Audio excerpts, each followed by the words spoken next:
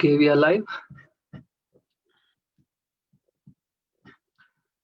I'm Asim from IUST Alumni Council. Assalamu alaikum and good evening to everyone, to all the viewers who are watching us. This is the second episode of our Alumni Connect series. In the first episode, we hosted Mr. Hamid Bukhari, and in the current episode, we have with us Mr. Shakib Arsalan. Shakib is an alumnus of IUST. He completed his bachelor's in civil engineering from IUST in 2013, then went on to pursue his master's in sociology from the Delhi School of Economics, which comes under the Delhi University. And for his academic excellence, he was awarded the Srimati Kunda Datar Gold Medal. Congratulations, Shaki, for that. And further, he went on to clear the state civil services examination, which is popularly known as Kashmir Administrative Services, KAS. And he did a commendable job. He secured a state rank 2.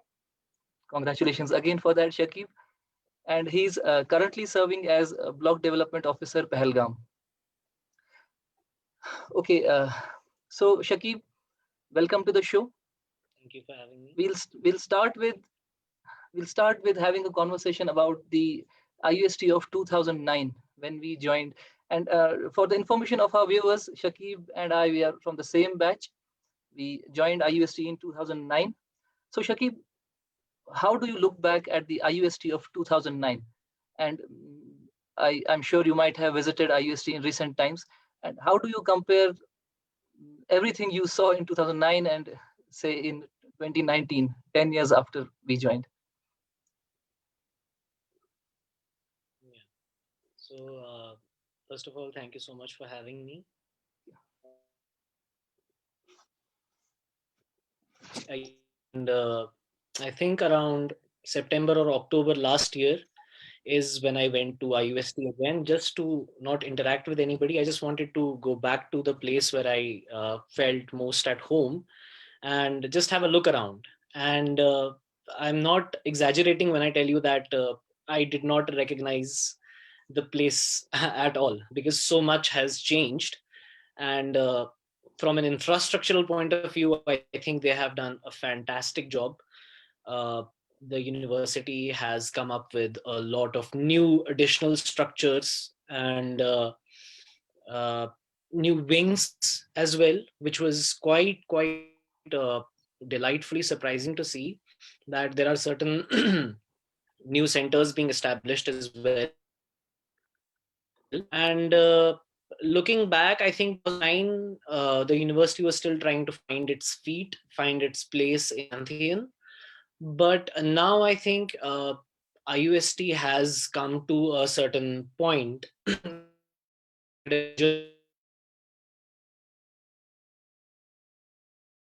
Islamic University of Science and Technology. So credit for that goes entirely to the faculties that have and the administration, and who have done a commendable job in expanding the university from both an infrastructural point of view and, as I can see, from an academic point of view. Okay, Shakib, you had been a student of civil engineering at IUST. At IUST, you Yes. studied civil engineering from 2009 to 2013. Just a second.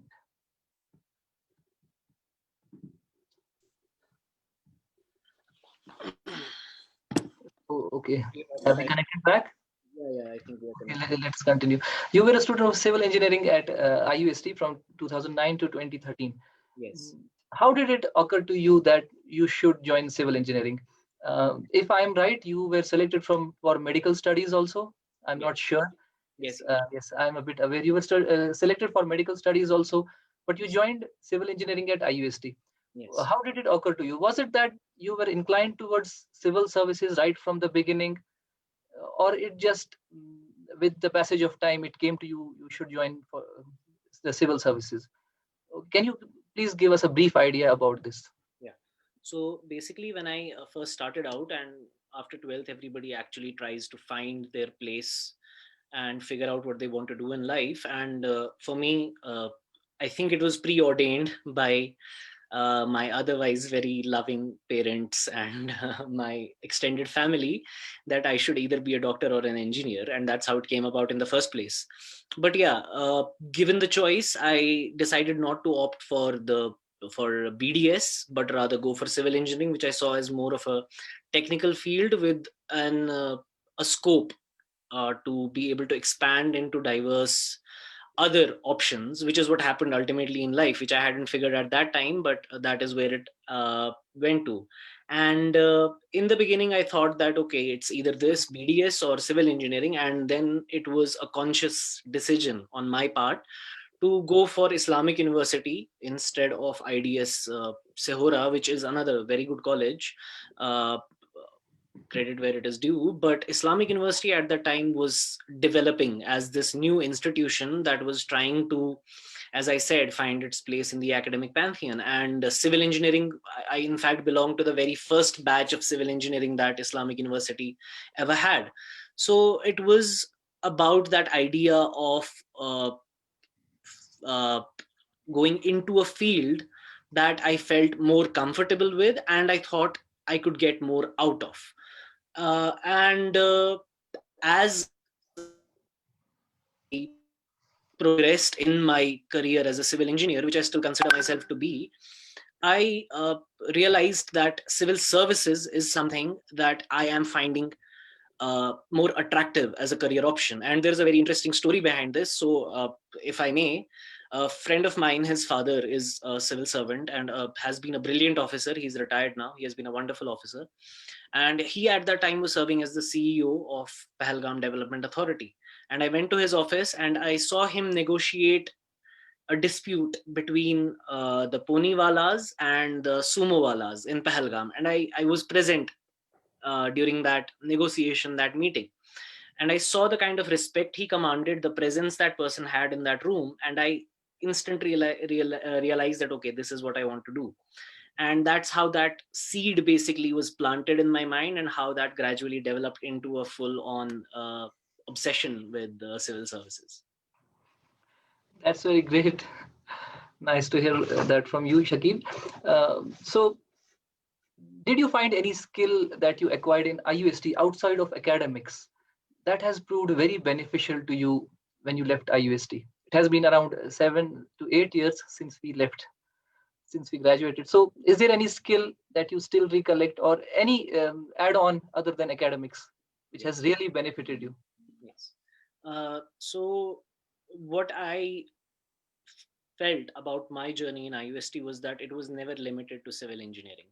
I will be the first one to admit that I might not have been the best civil engineer to have ever come out of IUST, but in terms of all round development, the university allowed me to explore so much.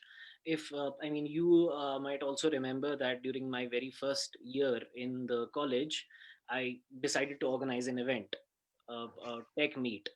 And over the next couple of years, I did a few more. Some of them turned out to be great, some of them, I mean, but it was a great learning experience. And what I found most appealing about the idea of me branching out into these diverse fields is that the university administration always supported me.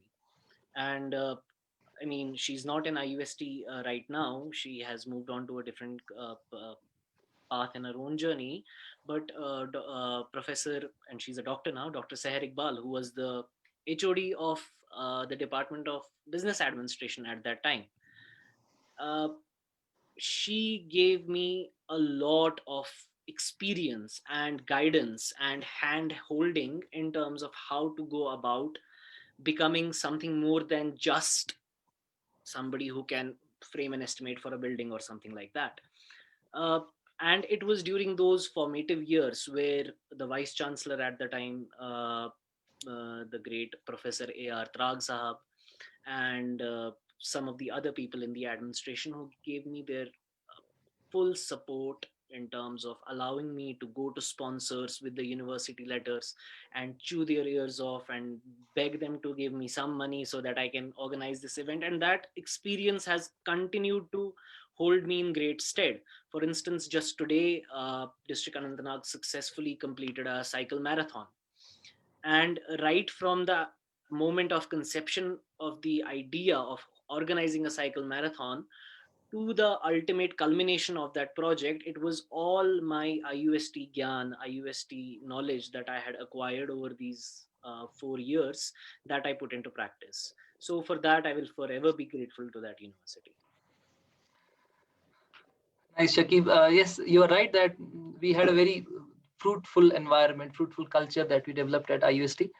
And we see nowadays, I'm a faculty member at IUST, we don't see students of different branches mixing with each other the way we used to. I used to take classes in civil engineering. We used to play. I used to play in the team of civil engineering departments. Right. So it was a very healthy atmosphere those days. So Shakib, after graduating from IUST, you went on to pursue sociology from Delhi University. So that is an altogether different field of study from your undergraduate studies. That was civil engineering. So was studying sociology at Delhi University just a part of your preparation for civil services, or there was some different thought process behind it?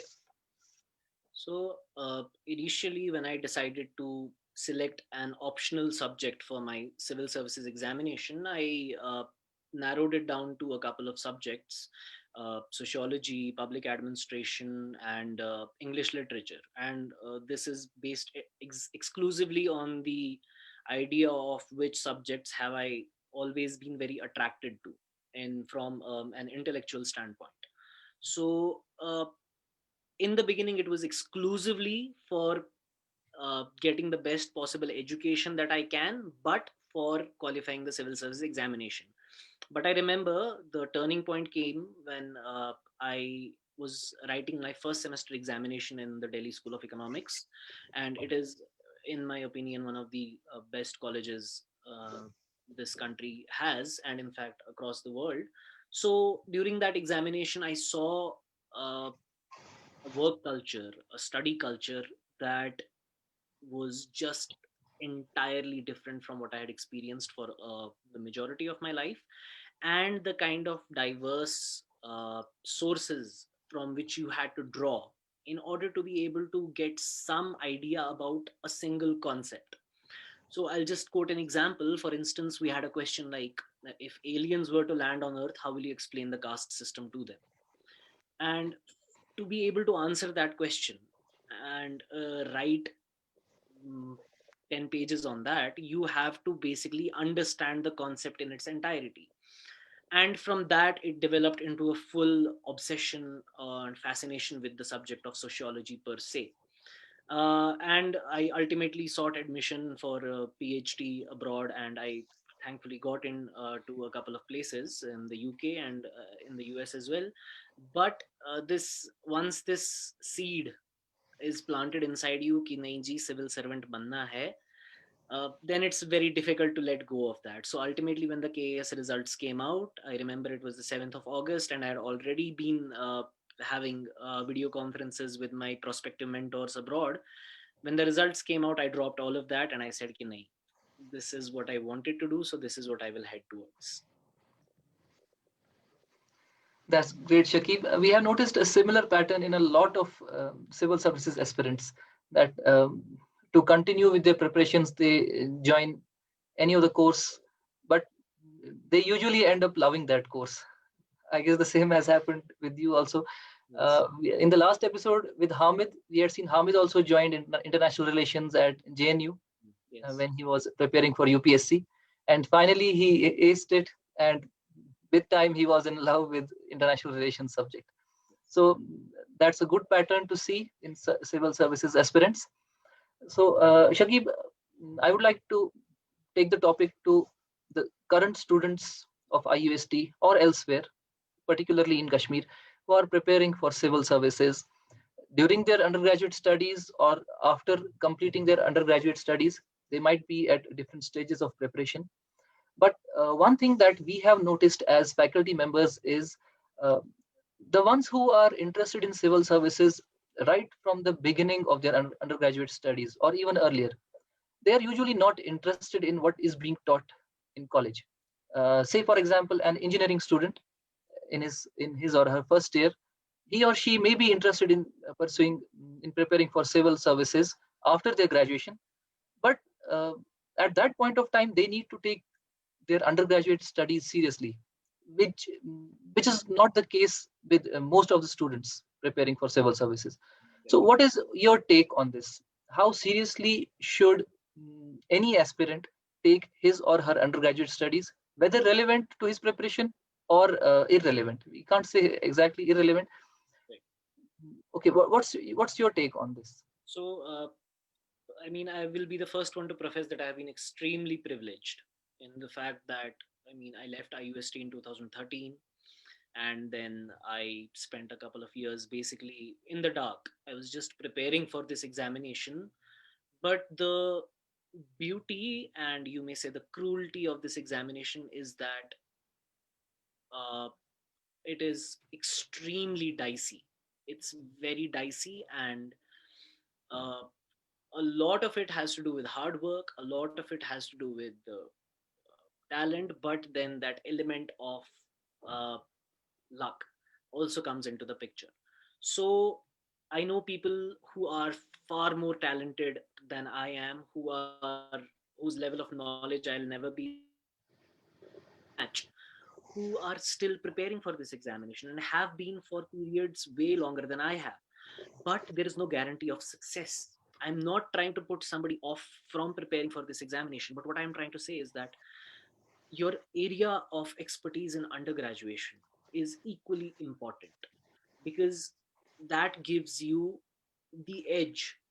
And trust me, if you're a civil engineer or an electrical engineer and you think, I'm going to take political science as an optional, so I don't have to do civil engineering, or I just have to pass this subject, even if you make it to the interview stage of a civil service examination, they'll ask you, beta undergraduation mein aapka subject kya tha, and you tell them ki ji electrical engineering tha, and they will grill you.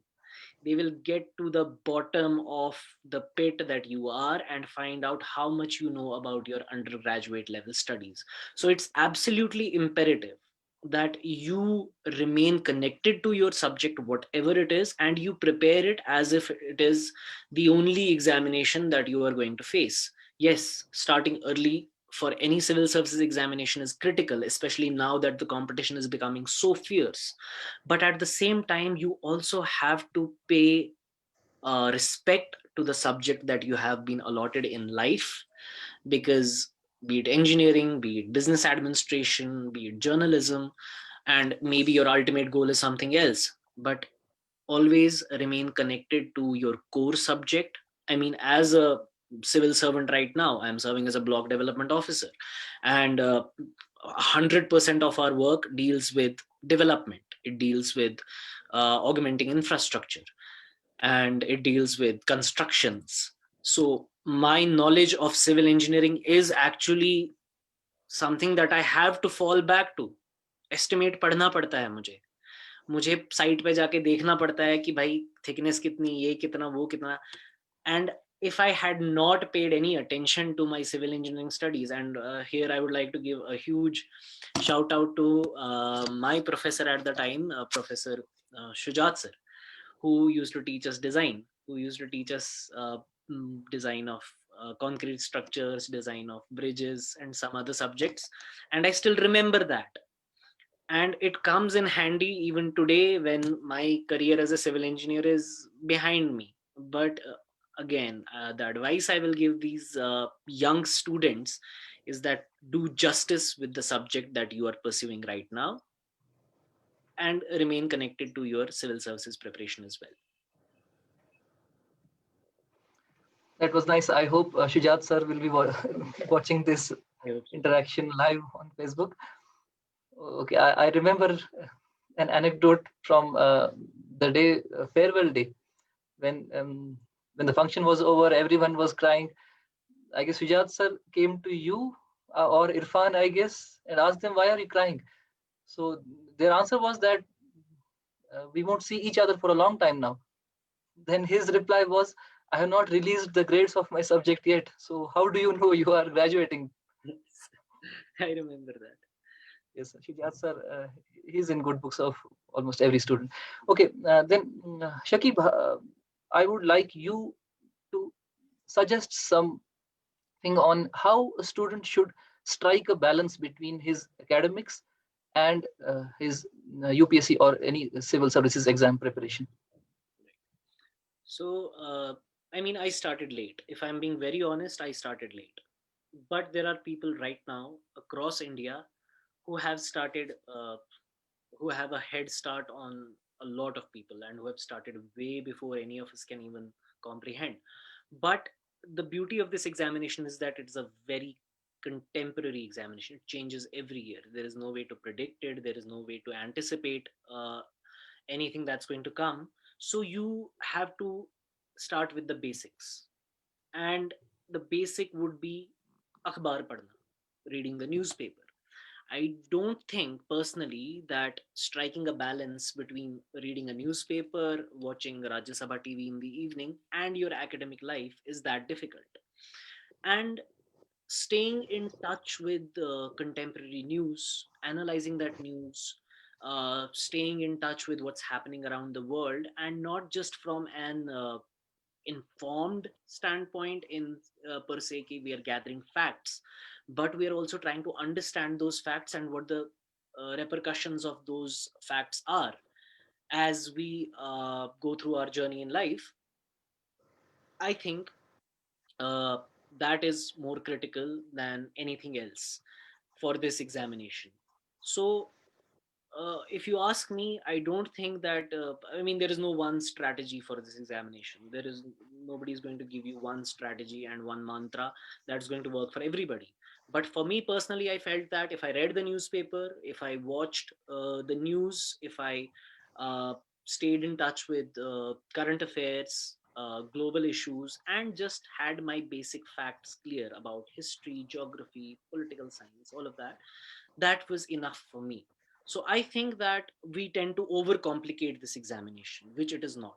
It is a simple examination that requires very simple levels of preparation, that requires you to have a clear understanding and nothing else. So that balance can be achieved that way by simplifying things and also keeping in mind that the subject that you're pursuing as a career choice, be it engineering, be it business administration, whatever it is, that can also add to your preparation as it stands. Because पढ़ाई कभी waste नहीं होगी, पढ़ाई कभी जाया नहीं होगी. आप सिविल इंजीनियरिंग करो, you will use it even in your life as a civil servant or as something else. So always remain very simple, very uncomplicated, and if you do the basics right, that will give you plenty of time to also focus on the things that are also important, which is your area, which is your subject. All right, Shakib. So here I would like to ask you, what are some of the things, or at least one thing, which you think that was missing in IUST back then and is still missing? Like it has been almost 15 years since the inception of the university, and there are some things critically important to the development of the university, but still missing. Can you point out some of the things which the university should do right now? Right. I think, I mean, as far as our curriculum at the time went, uh, I will not just limit it to my understanding of, say, my engineering subject as my area of specialization, but overall impressions of what I felt was good about it and what I felt can be improved and should be improved, given that now I have experience of being in Islamic University of Science and Technology and a college that we can say has reached that level where we can talk about it in terms of being one of the great institutes. So, where I felt that Islamic University is making the right moves, making the right progress is in terms of giving the students the best possible environment.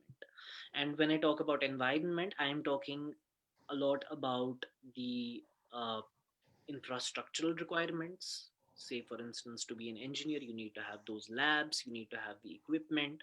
And I remember during our time, there was procurement on an unprecedented level, and it is still going on. I went and I walked around the university because nobody recognized me. And I just walked around everywhere and I saw that there are so many new labs with the appropriate equipment, with the advanced equipment that people require nowadays to learn by doing. And that is a step in the right direction. Where I would also want the university to take a leaf out of some of the other institutes is the way curriculum is designed and what it seeks to inculcate. If your curriculum seeks to uh, prepare somebody to replicate the knowledge that they have gained in the class and pour it out on a piece of paper in the examination, and that will determine if you get to the next level or not, I think then that's something that is very 1970s, 1980s. We need to get with the times and realize that the way curriculum is designed and the way subjects are taught, and as I told you, that I feel like we have been blessed with great faculty. And I think structurally speaking, we need to rethink and revamp our curriculum in a way that inculcates learning rather than reproduction of facts, reproduction of information, rather learning. And that can only be done by extending your curriculum to that level. I'll just give you an example of something that, for instance, we used to do in D school. It's that we had something called a tutorial. That was 50% of our overall assessment. In that tutorial, we used to have, say, a subject. Let me just go with political sociology, for instance, and they would give us 5 questions. 5 questions, may I say, we had to select three. Then there would be suggested readings for those 3 questions. Each question would have suggested readings, and we had to read entire books to actually be able to grasp the idea of that question and answer it. And then our answers would be run through a plagiarism detection software, and if there was more than 5% plagiarism, our answers were rejected. And that formed our internal assessment. So that made sure, and this tutorial system happened every week. On every Thursday, you had to go and meet your mentor, and every mentor had only 3 students. So it was a direct interaction where we discussed our questions with them, where we discussed our doubts with them, and they helped us out. And ultimately, they would give us a deadline ki, bhai, 10 din baad you have to submit in your papers. And I'm very proud to say that a couple of my just submissions went on to be published. One went to be published in EPW. And that only happened when the structure of the curriculum actually made me uh, try to grasp concepts instead of just thinking कि ओ भाई 2 महीने बाद exam है, ये सवाल करना है, हो गया, पास हो जाऊंगा. And that is, I think, where overall in Kashmir we need to go, because I've seen that academically speaking, Kashmiris have the ability to excel anywhere. For instance, we are talking about my friend, and now also in terms of the career options that we have, my senior Hamid Bhai. He had the ability to excel in international relations. GNU, leave aside the fact that he's a civil servant now, but I'm just talking about his ability as a student of JNU, and he excelled there. My other batchmate Majid from Srinagar, he excelled in the field, and Kashmiris have this ability to excel. But I think we need to inculcate that kind of thinking, that kind of mental development from a very early age in our universities, so that we can develop that way. That's great, Shakib. Uh, I'm afraid if I run a plagiarism check on the answers of my students, they might cross 100% also. I fear. Okay, Shakib, it was nice having you on this show. Would you like to share an anecdote of your days from IUST? Yeah, an anecdote and It other. still brings a smile on your face. Yeah, I mean, I owe a lot to that place. And just one thing I would like to tell anybody who has an idea in their mind that this is the kind of career path that they want to choose for them is that remember that there is always plenty of room at the top. There is always room for people who work hard. It doesn't matter how the job environment is right now. It doesn't matter how high the rates of unemployment are. If you have the drive and the passion inside you to go for this as a career option, remember that your hard work will pay off. I struggled for a lot of time. My family knows, and as I said, I'm extremely privileged that I have a loving family. I mean, both of my families now, they're very loving and very caring, and I have been, I mean, they've supported me financially, emotionally. Not everybody might get that kind of financial or emotional support, but what I'm saying is, if you work hard and if you put in the hard yards and if you are willing to go the extra mile, then it will definitely pay off. So always remember that. Another important thing is that on some level, even if it is subliminal, we need to uh, remain connected to the idea of being hopeful. And that is what I feel about my Islamic University of Science and Technology for its students, is that you have to remain hopeful for a future that you can be proud of, that your teachers can ultimately be proud of. And yes, as far as anecdotes go, I'll go back to the day of the farewell. I remember uh, I got up on stage and I started talking about my days in IUST and how everybody, I was going to miss everybody. And it's a memory that still stays with me because everybody started crying. I remember my juniors, my batchmates, from I mean, and that's the kind of love that we had. And I would request all of your current students to go and talk to people from civil engineering, talk to people from computer science, from MBA. मैं अपनी class में कम होता था, मैं MBA वालों के साथ ज़्यादा होता था, मैं BBA वालों के साथ ज़्यादा होता था, जर्नलिज्म वालों के साथ ज़्यादा होता था. So just talk to people, go out, make friends, explore your space, explore the environment of that place. Because I remember Asrar, uh, we had Ehrar, we had Nawab, people from your class, Amir, and you were there, and we were crying and hugging each other कि भाई अब क्या करेंगे, अब क्या हो गया, अब क्या. Ultimately, like, we are fine right now, but इतना ज्यादा प्यार था that हम कंट्रोल ही नहीं कर पाए. पूरे 2 घंटे हम रोए हैं. So that can only come about when you develop those bonds. And trust me, I think as human beings, that is the most important thing we have. Remain humble, remain grounded, ego निकाल दो, जाके बाकी लोगों से बात करो, and दो चीजें सीखोगे ही, फायदा ही होगा, नुकसान कोई नहीं होगा. Thank you very much, Shakib. I hope the current students of IUST and elsewhere, they they should be pumped up by now I and hope, ready to pursue their goals. I hope so. Okay, I hope, Shakib, in future, if we need your services anytime, And you I, might be available. I said I owe everything to that place. So any which way I can give it back to IUST, it will be an honor for me to be of any service. Thanks a lot. Hope to host you in future again. I hope so too. Thank you. Thanks a lot, Shakib.